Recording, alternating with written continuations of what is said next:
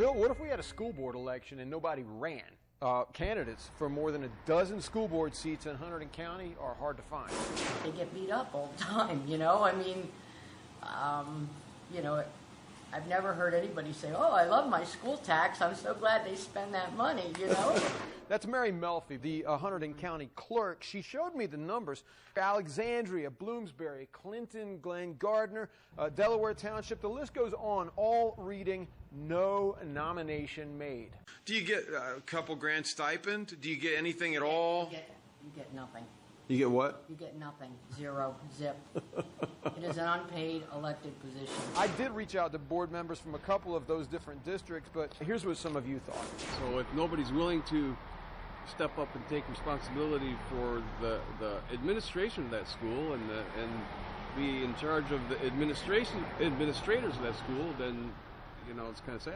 If nobody wants to apply for the position, it means that it's not a desirable board to be a part of. She's given a free class each year on how to run for elected office. Why not? And she says throughout the years she's done it. First year she had 80 people.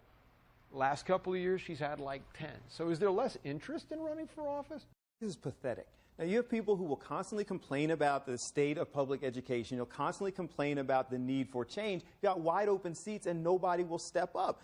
Then don't say anything about how bad education is. I hate the words "these economic times," but they matter. How many hours a day do you work? How many hours a day do you work? What if you got kids to go home to? Am I going to choose to go to a school board meeting? Am I going to choose to pick up the phone and talk to parents who are mad at the school board for something? Or am I going to hang out with my wife and kids? What's the fix here? I mean, if nobody steps up to these positions, I mean, somebody's going to have to be on the board. Are they going to have to make them paid positions, or what are they going to do? Mary tells me that she's been approaching the youth, and young people are interested in being involved in the political system, but they want a different way to vote. They don't want to go to the polls. They want to vote on their iPads, their computers, or their phones. She also points out that school districts that have issues, like, for instance, there was one school district that was debating whether to take Rosh Hashanah off of the days off schedule. That brings out the candidates because there's something to fight about. Peaceful school districts, ain't nobody home. The concept of public service not being about getting a fat paycheck, like you did it because you cared about what was going on.